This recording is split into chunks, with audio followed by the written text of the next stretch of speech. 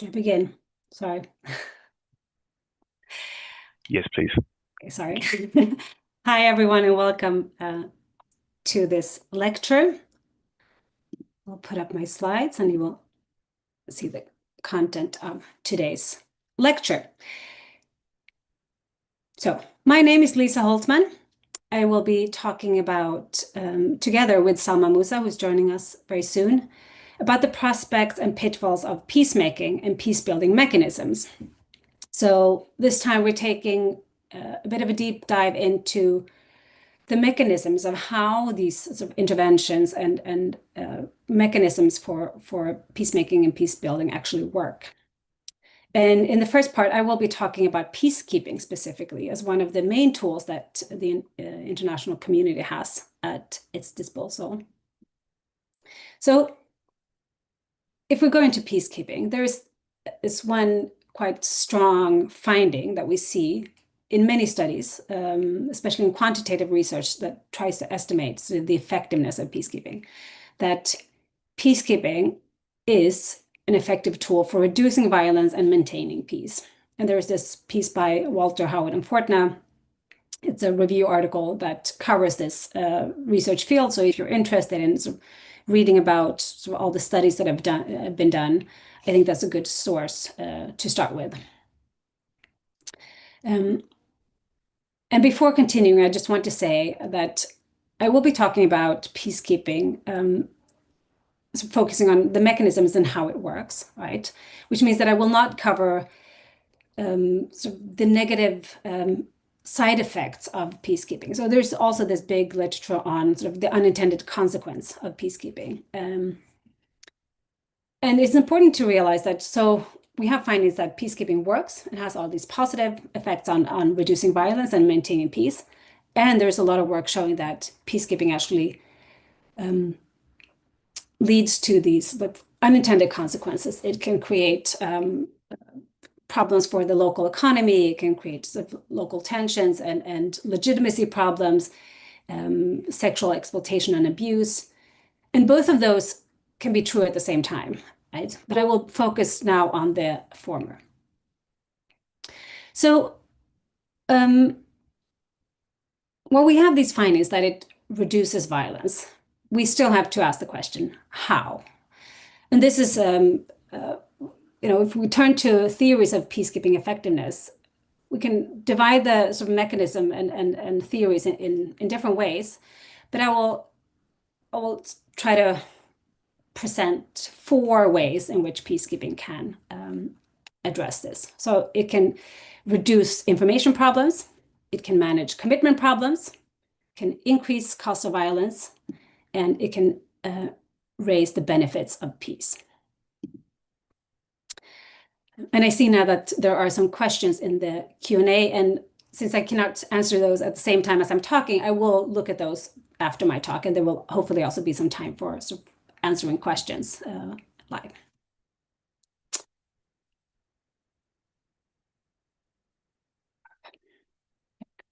So before we understand like how peacekeeping works, it's also important to consider what is it that needs to be resolved. So what's the problem that peacekeepers need to address?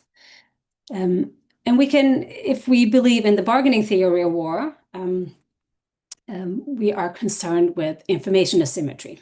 So actors have private information about their capabilities and resolve. And they also have incentives to bluff about those capabilities and resolve.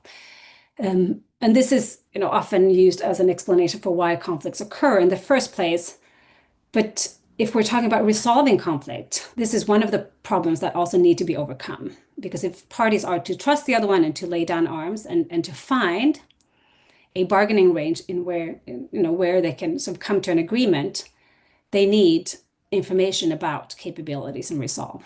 And here peacekeepers can provide reliable information about these things, both the capabilities, whereabouts of the armed actors, but also open for a dialogue and to therefore sort of provide more information about their relative resolve. Another problem that peacekeepers need to resolve is the commitment problem. What does this mean? Well, even if actors want to have a peace agreement, for example, and end the war, they cannot trust that the other party will stick to the deal in the future, and especially if power relations change. So there can be one, even if we have information about, each other's capabilities and resolve, it's hard for one actor to credibly promise the other actor that they will not renege on a deal in the future. So if I'm an actor that's likely to get stronger once a peace deal is made, the other party will not be able to trust me, that I will not exploit that situation, and it's hard for me to credibly commit in any way. And here, peacekeepers can work as a guarantor.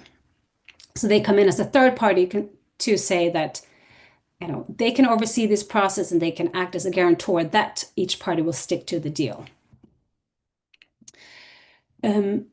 Thirdly, the cost of conflict and sort of the benefits of peace are things that will also affect whether actors are willing to settle for a negotiated settlement. So this will affect the bargaining range. So kind of what are actors willing to settle for? How much are they willing to pay, for getting what they want? How much do they think that will cost? And what's kind of how much is peace worth to them? And so peacekeepers can manipulate this by increasing the cost of violence and increasing the benefits of peace. So if we start with information problem and commitment problems, I chose not to talk about them both in one. Peacekeepers provide credible information to the parties. And how is this done? Well, first of all, they collect information through patrols and by being present locally. So they have information about the whereabouts of armed actors, sort of where they are, how strong they are, and they have mechanisms for reporting back to the mission and also to share with the other warring actor. So, for example, if there's a ceasefire agreement, they will monitor compliance with that agreement and report any violations. This means that it's hard for actors to stage a surprise attack. So because peacekeepers will then sort of see when they are relocating, if they're planning something, and this can be reported. They also mediate both locally and at the elite level, which is also a way of sort of bringing parties together, help them share information through sort of a structured process. But part of this is also to provide security during fragile transformation, right? So many peacekeeping operations have disarmament, demobilization, and reintegration programs. So they will sort of organize disarmament, collect arms from rebel groups, for example, and make sure then that those who give up their arms are taken care of and not exploited by the system. It's also about creating buffer zones to sort of ensure that,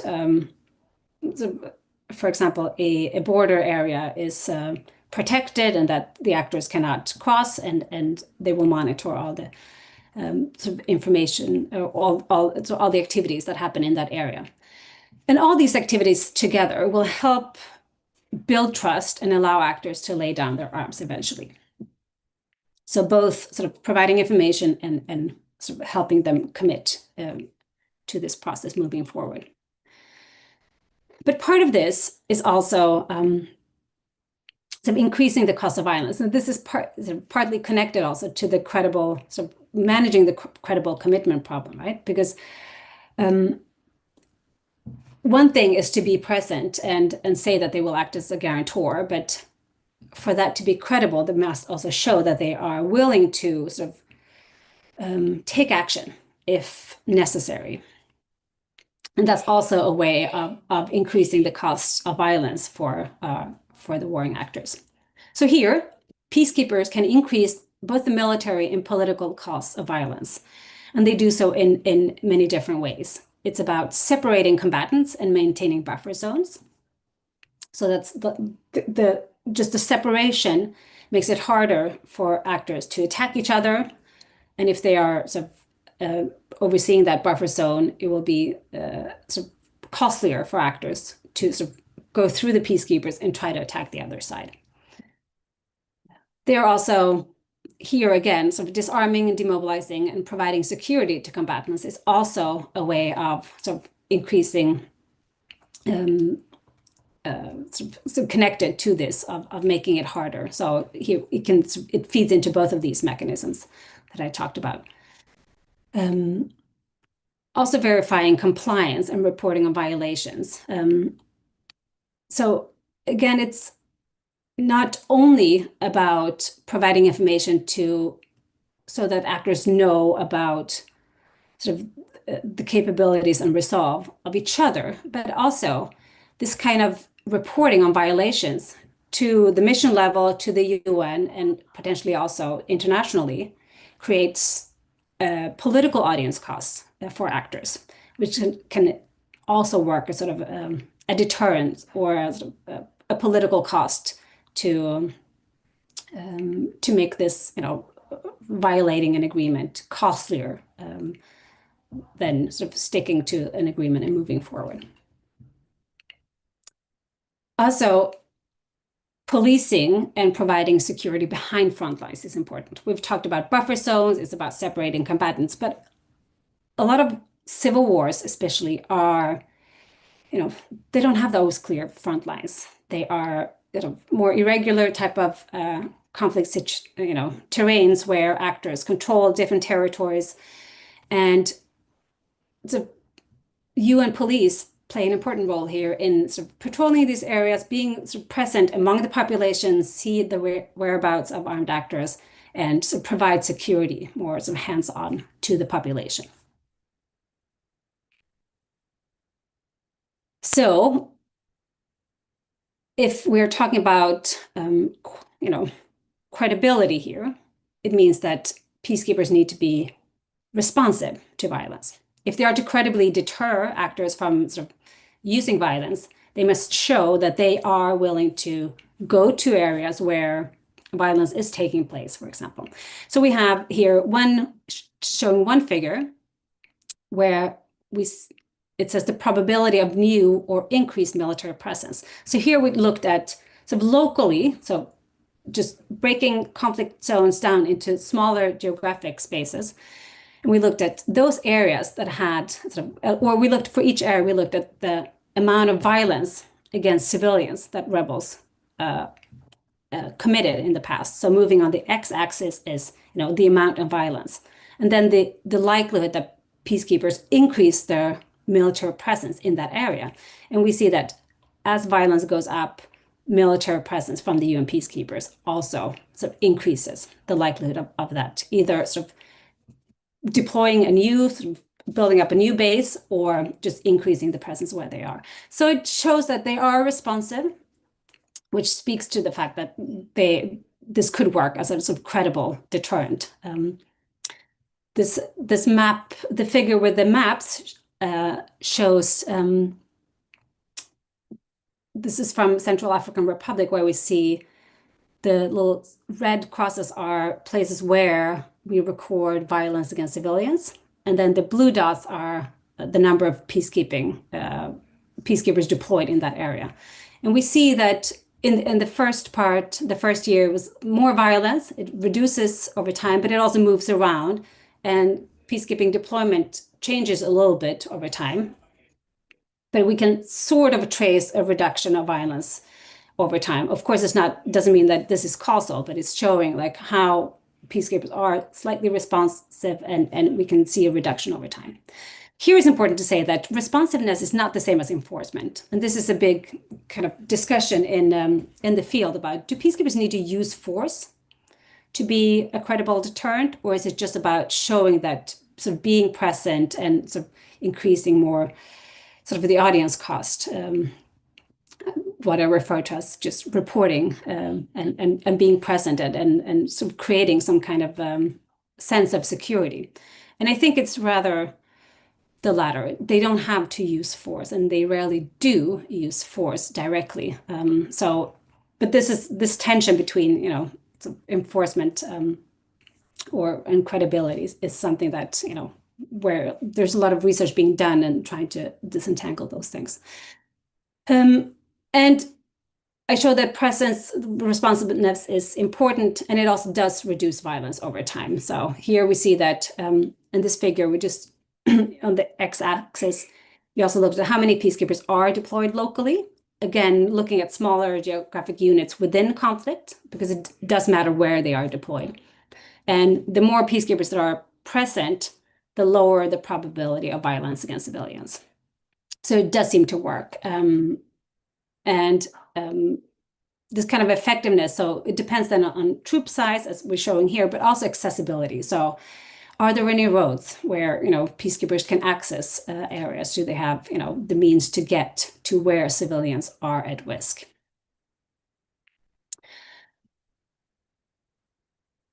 Peacekeepers also then need to increase the benefits of peace, but that's one of the mechanisms by which it works. So we've talked mostly about the, military side of it until now, but a big part of many peacekeeping mandates is to provide something more, to work towards peace building over time. So here, this is from a data set on peacekeeping mandates, and they have sort of tried to classify a lot of different mandated tasks that could be seen as part of like a peace building effort. And so many of these are about democratization or economic development, improving rule of law. So these are things that peacekeepers do in many of the missions. And we see that these things also tend to actually have a pretty sort of positive effect on these societies.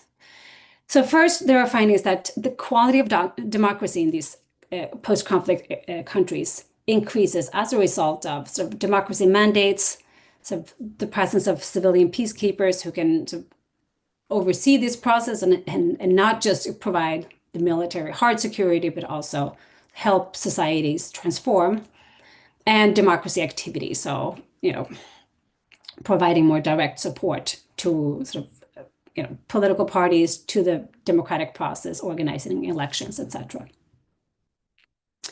But there are also other findings showing that peacekeepers contribute to local economic development in various ways and sort of the well-being of households in these peacekeeping host countries.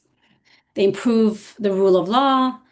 They can reduce intergroup tensions and conflicts. So we see all these positive effects, especially at the local level, but also in the countries at large, where peacekeepers not only reduce violence and maintain the conflict, but also provide a more sort of positive trajectory to make peace last after they withdraw. The last thing I want to say is that it is a bit more complicated than what I have talked about until now.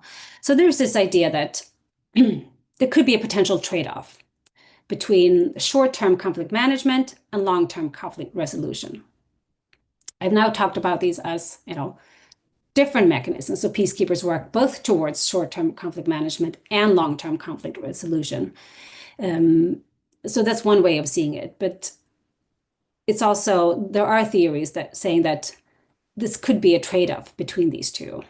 And here the idea is that the interventions may in fact prevent parties from solving the information problem. So if peacekeepers come in and freeze the conflict, so they manage the violence, they bring security, this could actually make parties less willing to sign an agreement because all of a sudden the cost of conflict is not as high it used to be.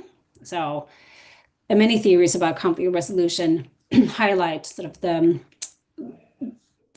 parties experiencing a cost of conflict and therefore like a herding stalemate where they want to pursue a conflict resolution mechanism because it's in their interest to find an agreement. But if war is not that costly anymore, maybe their willingness is lower, and so it can be harder to come to the actual sort of conflict resolution that resolves the conflict more long term.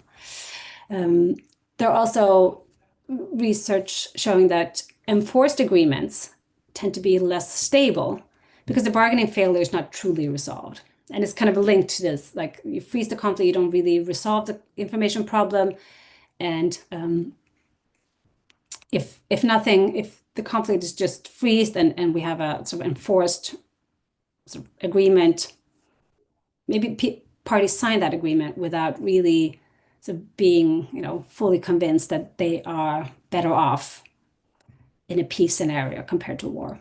And then the bargaining failure is not really overcome, and there's a risk of renewed conflict. And there's also this tension between, as I talked about this, the deterrent effect. So providing credible deterrence through sort of military means, being present, show of force, and achieving local legitimacy. So we can think of this as a sort of either managing the armed actors, have them overcome their sort of bargaining problems and sign an agreement, and sort of managing the local population. So bringing a peace that makes the local population better off, that brings security to the local population too, so that they can benefit moving forward. And here there are potential tensions between like how much can you actually bring to a society as an outside actor through military means, and how much need to come and grow more sort of bottom up. And this is where I hand over to Salma to talk about some other mechanisms for bringing peace at the local level. Awesome. Thank you so much. I'm actually going to try to share my own screen if that's okay. Okay, I'll stop sharing. Just so you don't have to click for me.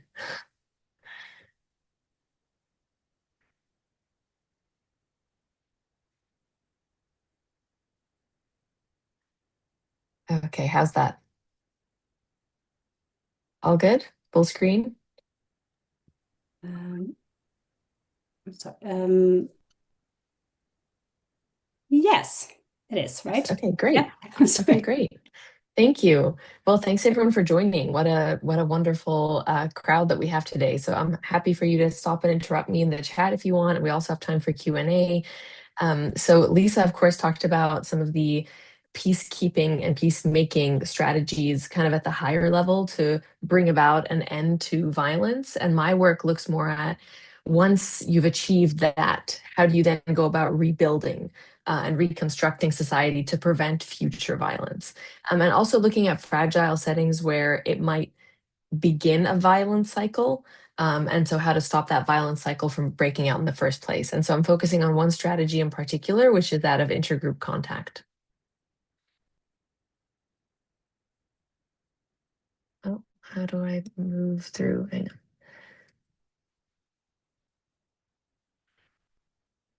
Sorry, it's like not letting me move through the slides. 1 second.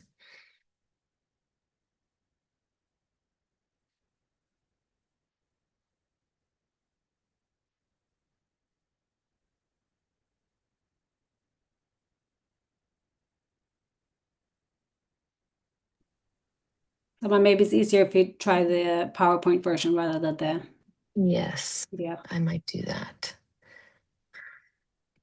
Okay.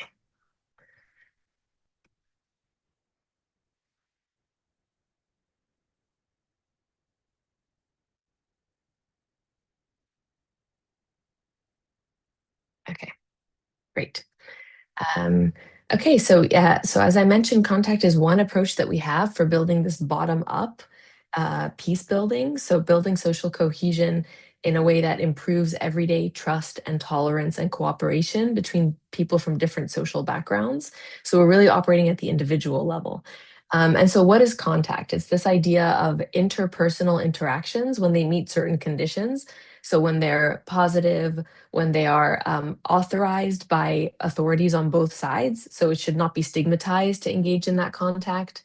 And when it brings people together on an equal power status. So even if in society the groups are imbalanced, which they often are, within the context of how they're meeting, so in the classroom, for example, or on a sports team, they should be equal.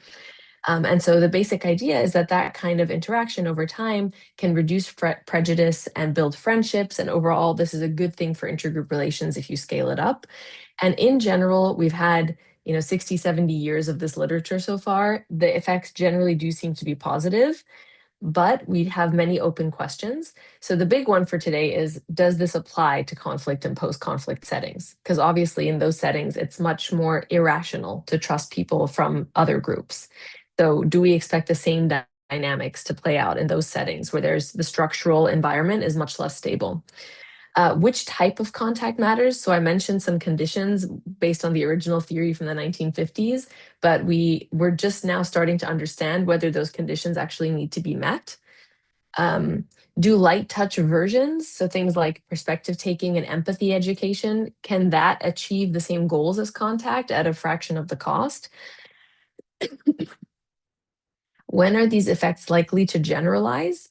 So for a long time, people kind of just measured surveys at the end of the intervention to see how people felt about those who they encountered in the intervention or in the program. But in fact, what we care about is when people walk away weeks or months later in completely different social settings, are they now more likely to trust and cooperate with people from the out group?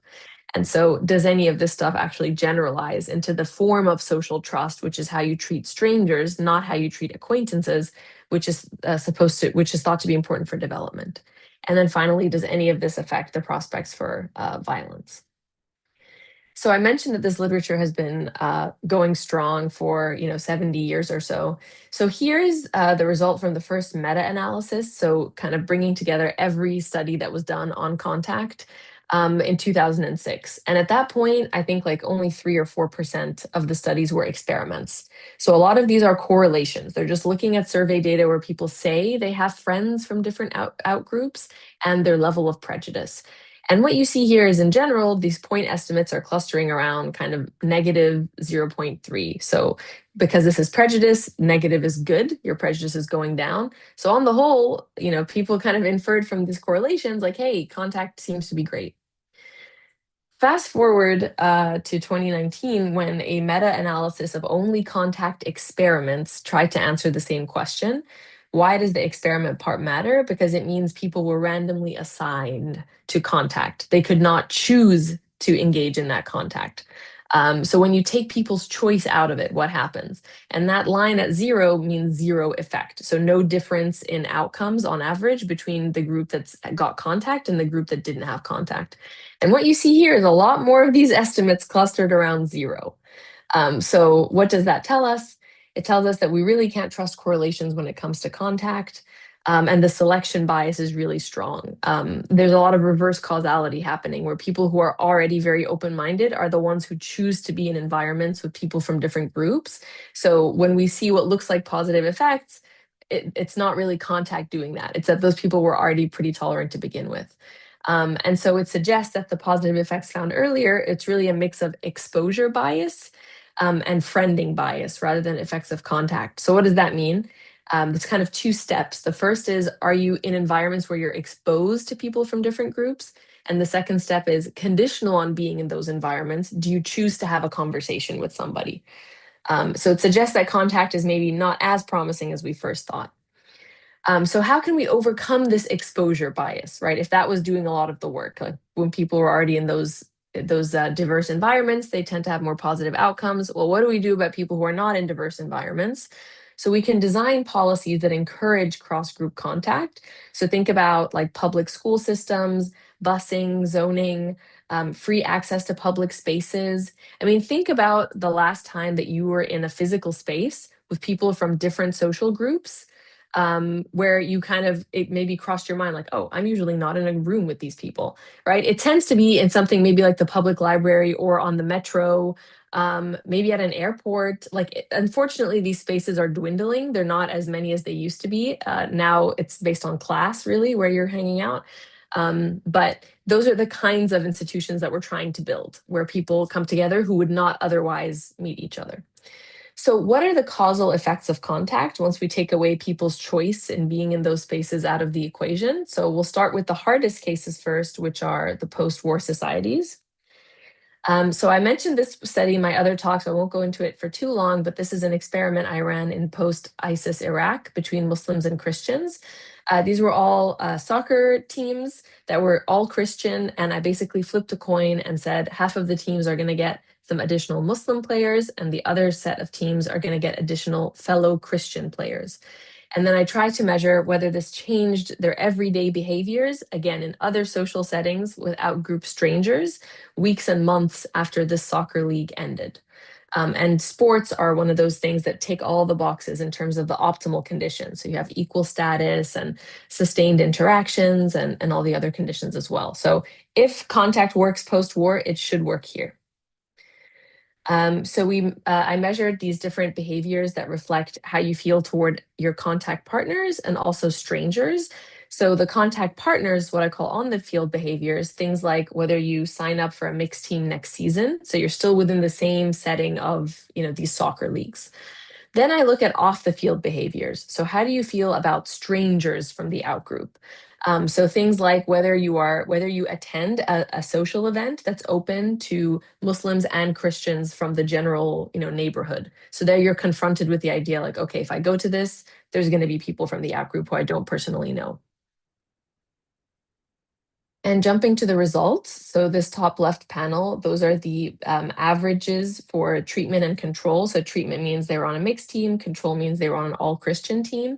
So you can see, and then the differences between the two groups are on the right panel. So you can see there that players assigned to mixed teams were much more likely to train with Muslims, vote for Muslims to receive a sportsmanship award, and sign up for a mixed team next season. But when we shift to these off the field outcomes, we basically see no difference between the two groups. So that suggests that in these difficult post-war settings where it's hard to trust strangers, you might get some movement on warmth toward the acquaintances that you've made through the contact program, but it's not going to generalize necessarily to strangers from that group. And here's another study that I really like that took a different approach to what I did in Iraq. So in Iraq, I chose soccer deliberately because it was very apolitical. In this study of Sierra Leone, it's essentially a contact intervention in the form of a Truth and Reconciliation Commission, where they specifically wanted people to confront the past. So it brought together victims and perpetrators. And so here you can think, well, I can see on the one hand something like sports that's apolitical, it has a wider reach, people let their guard down, you might get people who join who might not otherwise be interested if it's a dialogue or political event. But on the other hand, I don't really see any changes to people's broader attitudes, and maybe that's because they're not discussing the conflict. So what happens when you actually tell people like, hey, there's a risk here that you're not going to have a good time, like this is not going to be a positive contact experience, but maybe you have a shot at resolving the deeper roots of the conflict. And so what they did was they randomly assigned some villages to engage in these truth and reconciliation discussions, and other villages did not get those discussions. And they measured things like social capital, forgiveness toward the perpetrators, and mental health. And they measure these things 3 and 31 months after the intervention, so very long term. And what do we find? So all of these positive numbers in the coefficient row are positive effects. And whenever you see a negative sign, that means there was kind of a backlash. So what we see is that if your village was assigned to these Truth and Reconciliation Commissions, it increased your social capital, it increased like your rate of giving in these different lab games, but it came at a psychological cost. So we see negative effects on this index of psychological well-being, which actually exists 31 months after the intervention. So potentially suggests that there's this risk of re-traumatizing people when they come into these contact interventions post-war. So looking at a different angle of it's all kind of a game, not a game, but it's like a puzzle that we're trying to fix. Like, how can we optimize different forms of contact in these difficult settings to try to avoid different kinds of backlash effects? And so in this paper, Warren and Scacco, they're working in Nigeria, and they were thinking, well, what if we increase the dosage of contact? Maybe like meeting for a day or so, like that's not enough. Like what happens when we actually randomize how long people are interacting? And so the setting here was between Christians and Muslim students in a computer training course for 16 weeks. And this was in the Kaduna province, which had a recent history of very violent riots between Muslims and Christians. So I would kind of consider this a post-conflict setting. And what do they find? So if you're assigned to a computer training course with someone from a religious outgroup, they find no changes in prejudice. They find that these people assigned to contact discriminate a little bit less against Muslims or Christians, whoever the outgroup is. But this is not really driven by the mixed group becoming more positive over time. They actually stay stable in their discrimination.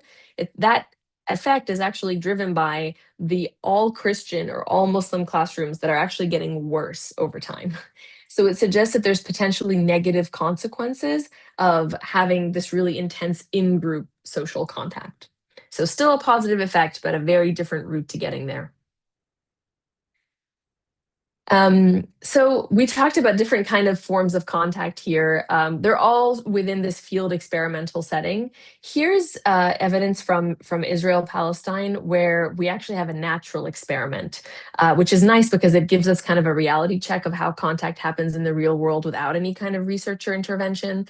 And so in this paper, what Weiss did was he studied these Israeli clinics where patients in the waiting room for the urgent care, like they are randomly assigned essentially to a doctor who is Palestinian or is Israeli, Jewish Israeli. And he wanted to see whether that kind of randomly assigned contact can change people's attitudes, Jewish Israeli attitudes over time. So he surveyed them by phone, I think 2 or 3 weeks later. And here are the effects. So you can see the outcomes there. One is social distance, so feeling like Palestinians are close to you. The prospects for peace, so kind of general pro-peace attitudes. A feeling thermometer, how warm do you feel toward Palestinians? How much do you trust Palestinians? And then an index that combines all of these components together. And what you see is actually pretty positive results across the board. So when these patients come into contact with a Palestinian doctor, and maybe they're because the doctor is kind of in a position of power and is healing you, that kind of contact is very specific. Maybe it's reversing stereotypes because you're seeing that they're very educated and very capable. That might go against negative stereotypes. But taking this bundled kind of contact altogether, it seems like it suggests that these public institutions, like schools, like hospitals, can actually be a training ground for this form of contact, even in very difficult cases. So I mentioned schools and hospitals. That's kind of what we think about when we think about public touchstone national institutions that a lot of people go through in their lifetime. The other one being the military, which I'll talk about in a second. So shifting gears a little from hospitals to universities. So there have been several studies looking at intergroup contact through the as good as random assignment of roommates in dormitories. And so this study comes to us from South Africa, and they leverage this random assignment of roommates to dormitory mates who are either white or black. And so they're looking at people who are assigned to this mixed race dorm. And what they find is that living together for a semester, I think, or a year in the academic year, eliminated racial stereotypes. So they look at implicit bias measured by this IAT. And for Black students, it also improved their grades. So again, positive evidence from this kind of fragile but structurally relatively sound setting of South Africa that we can use these large public institutions to optimize for this form of contact in a relatively unobtrusive way. So what are the takeaways? So institutional design choices can both encourage contact to happen in the first place and overcome this selection bias that people naturally have, where they gravitate toward people from their own group and try to avoid outgroup members. And that selection bias tends to be the most extreme among the people we most want to reach, right, with these programs. So institutional design can take that control out of people's hands in a good way and expose them to people they wouldn't otherwise be exposed to. Once they're in that environment, contact generally does reduce prejudice, but we see that the results are much weaker in these fragile settings that need structural protections and need stability. And those are the places where you can argue they're most needed. So what can we learn about kind of combining or playing with different forms of contact to try to avoid some of these backlash effects? So unfortunately, the US more and more is becoming an extremely fragile setting where we're talking like violence. I think along partisan lines is already happened. It could continue to increase. I now kind of as a comparative political scientist, I think of the U.S. the same as I think of many other comparative cases. Not a special exception because it happens to be in the West at all. And so here's a study that I've decided to include, although it's not a post-war setting, but it, I think, teaches us something about this form of contact that's very promising. So this was an experiment run with a civil society actor. And the idea was deliberative polling. That's what they call it. They convened these citizen debate sessions. And what they did was they brought people who were Democrats, Republicans, Independents, and they brought them together for a weekend. And the goal of this weekend was to discuss different policy proposals that were brought up in the 2020 presidential election. And the key thing was they were not allowed to talk about their partisan identity. So when you come in through the door, you're no longer a Democrat, you're not a Republican, you're an American, and we're here to debate the merits of these different policy proposals. So they were given this background reading that was also developed by this NGO that was removed, devoid of any like emotional or partisan language. They tried to be as neutral as possible, just weighing different policy cases for 50 different proposals. And at first, at the start of the weekend, there was extreme partisan polarization between Democrats and Republicans on 26 of the, I think it was 50, yeah. So on basically half of the proposals, we see almost extreme sorting in attitudes. After this weekend of deliberation, for 22 of those 26, where they had extreme different baseline attitudes, they were actually able to come together. Somewhere closer to the middle, and that movement was actually pretty substantial.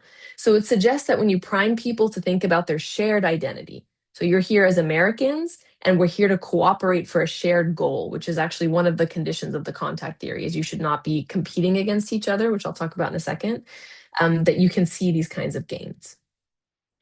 So focusing just on this idea of cooperation, so now I'm taking you to India, a study of intercaste contact in India, because this was really one of the first experimental studies to try to test this idea of cooperation versus competition, which alluded to a little bit in the deliberative polling example, but not tested directly. And so what Matt Lowe did was he randomized Indian cricket players into a team with people on their same caste or people from different castes, but then he also randomized whether he assigned people either to be on playing against people from different castes or playing with people from different castes. And they played for this 1 month cricket league. And then measuring different forms of trust and tolerance among teammates and also just general discrimination behaviors after the league as well. So this is really trying to answer the question of how important is cooperation compared to competition, which is often what we hear about when we think about social conflict. Is there's perceptions of competition, whether it's economic competition, political competition. So how important is that? So here on the y-axis, you see different outcomes. So the first panel is the number of outgroup friends you have. The middle panel is the percent of trade in these lab games that you were able to successfully complete with people from the other cast. And the last one is this behavior index that consists of different trusting behaviors. And so what you see there is the control group is always the lowest. So right, it's the group that didn't have any cricket. The group that was assigned to playing with same cast members on the same team is a little better than not having anything. But really, the strongest outcomes are what we see when you're playing with people from different casts, not against people from different casts. So that really speaks to the importance of designing contact to be cooperative, that you have a shared goal. And so kind of along these lines, I started by saying, what are the key conditions for contact? So we have cooperation, we have endorsement by shared communal authorities so that the contact is not stigmatized. I'm still waiting for an experiment on that one. That one hasn't actually been tested yet. And then the third major one is equal status, right? Within the intervention, you need an equal status. So I wasn't the first to look at this. There's an online experiment in Mexico between people from different partisan backgrounds that shows that you need to assign people to have the equal status within discussions rather than having one person lead the discussion in order to see a reduction in polarization. So I'm not the first to look at this. But I do have some kind of neat results that I'd like to share with you. So I was looking at the context of World War II, contact between Black and white soldiers.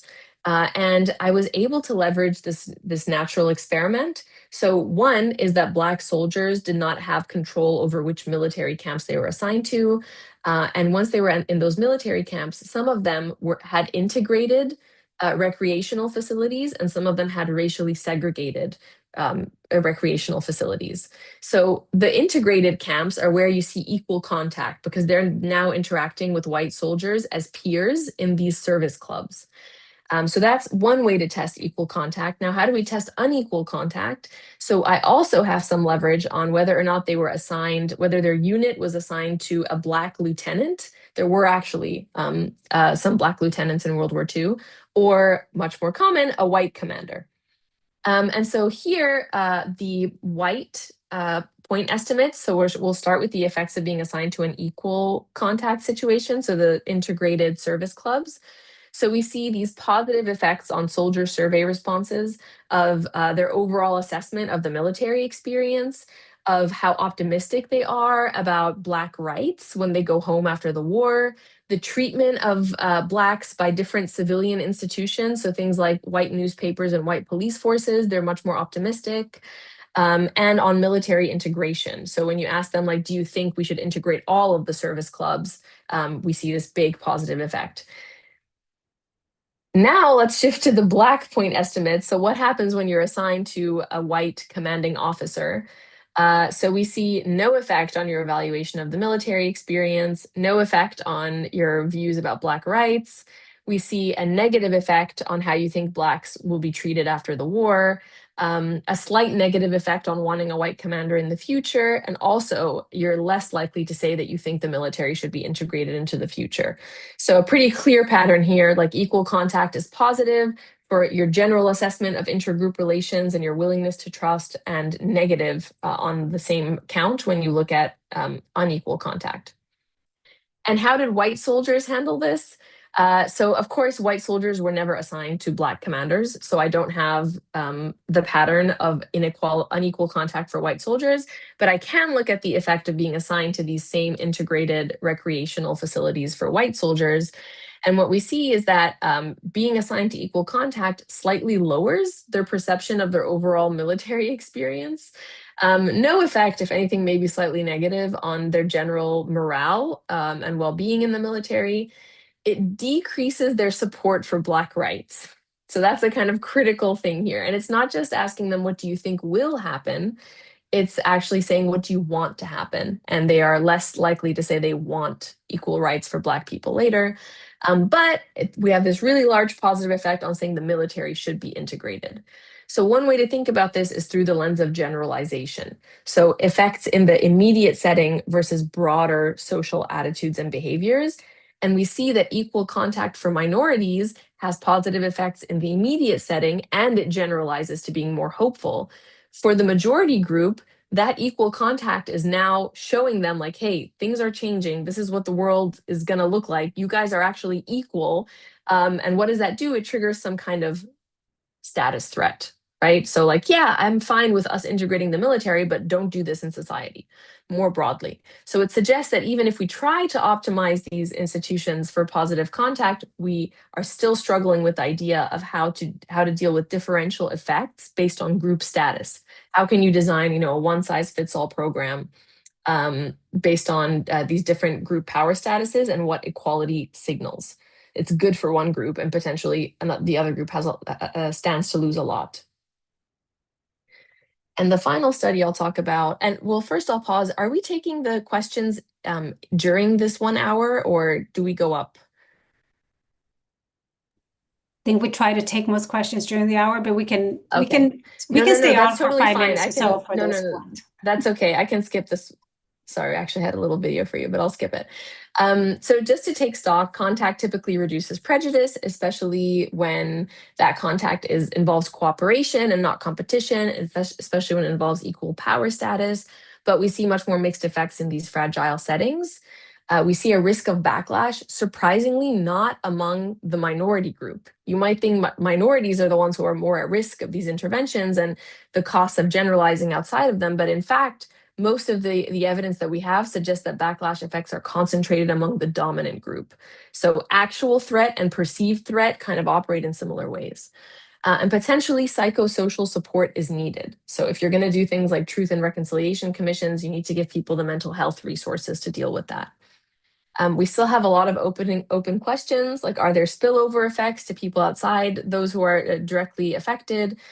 Does any of this matter for violence, right? That's still a huge open question. Like the outcomes I've shown you today are mainly individual surveys and individual behaviors. We're not looking at community level violence at all. But it does, hopefully make the case that institutions, public institutions, where people from different groups are passing through can be optimized for this kind of positive contact.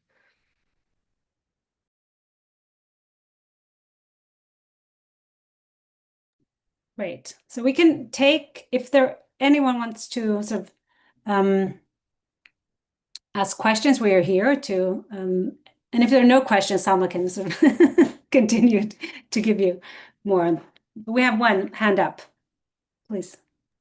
Vanessa.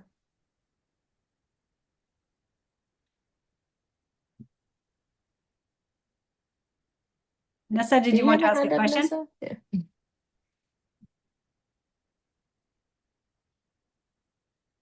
Okay.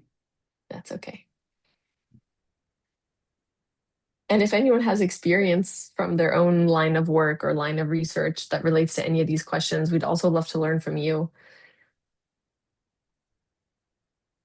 Okay, unless I was having technical difficulties. You can also just write your question in the chat, in the Q&A, and we'll try to address those. Alma, did you want to address the question about heterogeneous treatment effects? You can do that orally now that we have time. Yeah, sure. So we have several studies now, like different field experiments that are trying to look at different effects of contact by group status. So for example, in Lebanon, among Lebanese youth and Syrian youth who are involved in an NGO program, like a psychosocial support program. So I have one study like that. And we see really like that they can have divergent effects. Like in one instance, contact can be negative for one group and actually positive for the other.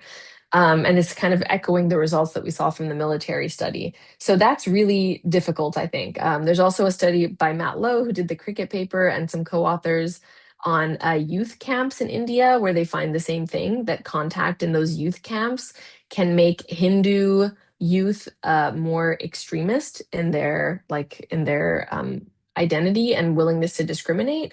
But it has the opposite effect among the Muslims, who are the minority. So it kind of, at least for me, is very surprising, because I would think that the minorities' outcomes would be the hardest to change because they have so much to risk by coming into these hostile environments. But in fact, so far, it seems like it's the majority group where we see the most backlash. There's a question about what is the role of religion in peacemaking? And maybe we can address that, both of us. I would say in sort of if we talk about UN peacekeeping, so more sort of institutionalized international sort of types of interventions, religion as such does not play a major role. It's more, if the conflict is between groups that mobilize along sort of religious lines, that will be sort of part of the discussion. And maybe that's part of the issues that they need to resolve. So it's part of the mediation effort in sort of trying to ensure that both parties are sort of get what, a deal that they can settle for. So maybe resolving tensions that are connected to religious issues. Sometimes religious actors and institutions also take a more active role in mediating, and it's sort of in the process of both sort of getting to an agreement and overseeing. So it goes for not only for religious actors, but also sort of other civil society actors that can play an important role in sort of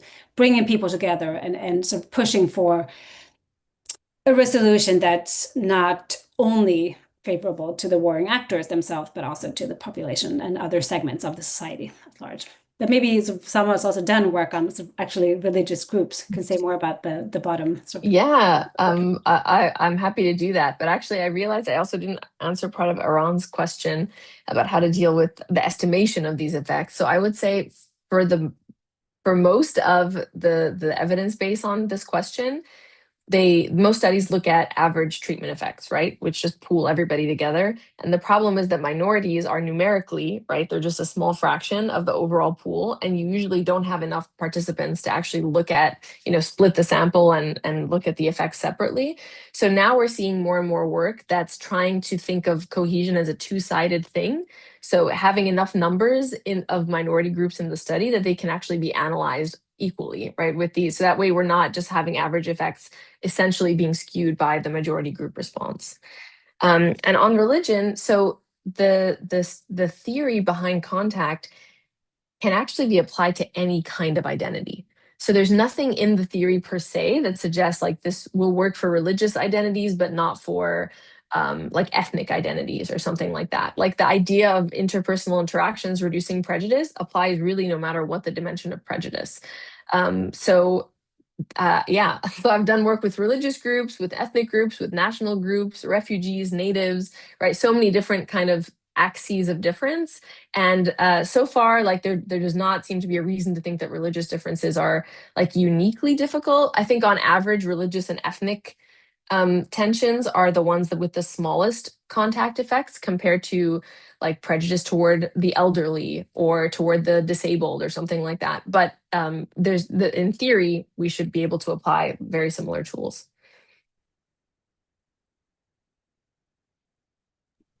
I will answer the question by Gaston about Yeah. frozen conflict. So the question is like, if peacekeeping leads to a frozen conflict, how does that affect sort of development in the post-conflict era? Does it, help to create stability and therefore development, or does it hinder that type of development? And I would say it's hard, and I don't think there's any like hard evidence in either direction. But it kind of it depends on how the conflict ends and it's to what extent it's frozen. I tend to believe that peacekeepers, when we talk about, reducing violence, and that's not conflict resolution, I think it's often a necessary step to provide the space for sort of bargaining, negotiating, coming to an agreement. So often it's sort of a first task that peacekeepers undertake is just to end violence, create some kind of security for, some structure for like moving forward. So in that sense, even if it freezes the conflict, there are ways of like sort of moving forward and sort of picking up, other questions and not stopping there, but then sort of moving forward and trying to transform society. But there is, of course, a risk that if it's completely frozen and the armed actors still have a lot of sort of potential in sort of threatening, sort of resuming violence, and if society is still very, very polarized, it could be that it just freezes everything and that there's no sort of, as you just, yeah, there's like this trap where there's not enough sort of development, and therefore it might be like negative also for economic development over time. So it's not, we often distinguish between positive peace and negative peace. So negative peace is like just the absence of violence, but positive peace is when you have these more sort of rights and well-being of people, and you might get trapped in the sort of negative state of negative peace, but without sort of benefits of an actual sort of peace where people are enjoying enjoying peace. So that's yeah. I can't say which one where it goes, but I think we can find examples of both. Thank you. Well, Stephen really wanted to see this video that I had in my slides, which I'm happy to share with you. So the context of this is just that I was trying to come up with measures of generalized trust and tolerance. And so kind of how do people act after the intervention?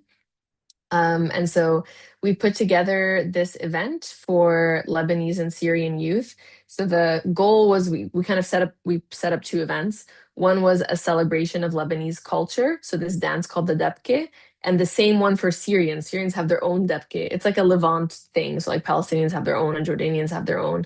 And so we recorded like whether or not Lebanese decided to attend the Syrian Debke event and vice versa as a measure of generalized tolerance. And so here's what maybe I can't get it to play now. Oh, sorry. it was a one-time thing, but you can just see these kids doing like very, oh, I know why, because this is the preview version. Okay, hang on. It's in the PowerPoint, that's why. Here. Can you hear this? No, okay, there's no sound. All right. Sorry, technical difficulties, but you at least got to see some of the pictures. It's this traditional kind of group-based dance, and so they were able to celebrate each other's culture in a way that we could record and measure to see if our intervention was working.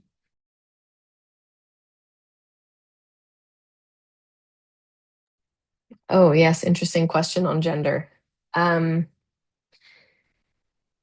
Honestly, it's not something people have looked at super systematically. Like gender is kind of a thing that you control for, you take into account the respondent's gender, but you don't really, like, I have not seen contact studies like look at just effects among women, for example, or among men or something like that. I mean, we've talked a lot about these sports and like military studies where there's no women at all. So this is really an open question because women in general tend to be more empathetic and have different psychosocial skills than men. So you might think that potentially they are the most responsive, but at the same time, they're maybe the most sensitive to risk. So it's unclear how those two different factors would play out in something like a contact intervention.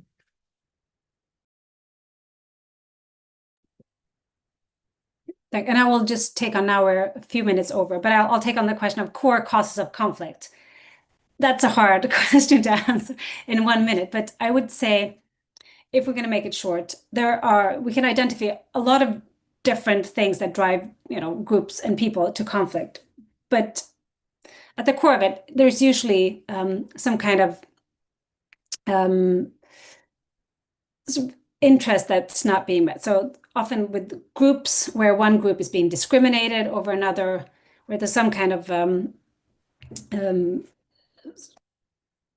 not finding the word, but where there are some needs that are not being met, and often, especially if there's inequality between groups, that really drives this. And so that sort of speaks to the willingness of engaging in conflict and sort of fighting for that political goal in changing that. But we also need an opportunity to take up arms. So this willingness to fight, so there's some kind of a disgruntlement and some kind of opportunity. So access to arms, that someone is willing to sort of organize an armed group. So those two things go together. That's of course a very kind of generic, theory of conflict. And then we can think of many ways in which groups we can see this kind of discrimination, whether it's based on sort of religious identities, whether it's sort of economic, whether it's repression of ethnic groups, et cetera, et cetera. Then there are also those who think that conflict may also be driven more by sort of just opportunistic, incentives for groups that organize in more of a sort of criminal, more of criminal activities that kind of blurs with the political issues, and that's, I think we see that too in many cases. But it's if we talk about armed conflict and civil wars, as we do, there's often severe, injustice or inequalities at the core of it. And I can try to handle these questions on conflict or violence toward women specifically. I know, Lisa, you've covered work that looks at this also as a kind of weapon of war, so that might be relevant too. Um, I will say for the outcome of domestic violence and gender-based violence toward women, so I've seen a lot of different interventions here. They don't deal with contact because contact with women is usually not the problem, right? It's probably the most prevalent form of intergroup contact that we have in society, right? So the issue is beliefs and norms. It's not a lack of exposure. It's not a lack of contact. And so I actually have an experiment in Egypt where we look at a soap opera. It's a TV show, an Egyptian TV show that talks about gender-based violence, and see whether that kind of narrative, what would they call edutainment, so dramas and TV dramas that are actually used to educate people. And so in general, that literature on edutainment suggests that teaching people through stories instead of through, nonfiction. Like, here, this is what you should do, this is what you shouldn't do. Like, when it's embedded in some kind of fictional story, that those tend to be more effective. And what we find, one, is that very few men sign up for these kinds of studies. So, and like maybe they are the ones who are in charge of the kind of culture around this, right? Ultimately. So I can only speak for results among women. But it does seem like when women watch these shows, for example, we had one show about FGM, so female genital mutilation, that's a form of violence. That when they saw these narratives, it reduced their support for FGM. And it did so through correcting misperceptions. So, not through increasing empathy with the female characters, not through changing social norms, but actually through the information part. So, people came in thinking like FGM helps you become more fertile, and FGM is not risky, and also religious misperceptions, like people who think that Islam justifies FGM. And so when they watched the show, they kind of understood that those were all wrong. Those were all wrong. So I would say those kinds of more education-based interventions are what I've seen, but I can't speak to the importance of targeting men versus women for those kinds of intervention. I suspect that it's much more important to target men. Can I address this question about women in peacemaking? And just to sort of, if we look at peacekeeping operations, there are some studies that look at female peacekeepers, and the UN itself is trying to get more female peacekeepers to highlight the importance of having women sort of serving both as military, police, and civilians in these missions. And there are some studies that find positive effects of this. So when there are more female peacekeepers deployed, we see stronger effects. There are discussions about whether that's causal or whether there's some kind of sort of endogeneity here, in that missions may choose not to send female peacekeepers to the hardest cases, or like the most the most violent sort of areas, or sort of during times of escalation. So it may be sort of because of like how missions are designed, but there are studies showing these positive effects. And when it comes to violence against women, I think especially it's important to have women serve, to allow people to report. So it may be easier for civilians to approach female peacekeepers than a male peacekeeper to report on violence or sexual violence that they have been exposed to, whether by by peacekeepers or by sort of conflict actors. So there are a lot of sort of good theories and studies in various ways showing like the importance of including women for various aspects, but many of them come down to sort of the contact with civilians and building trust with the local population, and that women can approach, especially women in among the civilian population, in different ways. I don't know if now we need to round up, that we are 10 minutes over time. I think we tried to think so. most of your questions, maybe not all of them. But thank you so Thank much you so much for coming. And you can always just look us up online and shoot an email, and if you think of any questions later. But thank you so much. And should we plug the next session next Monday?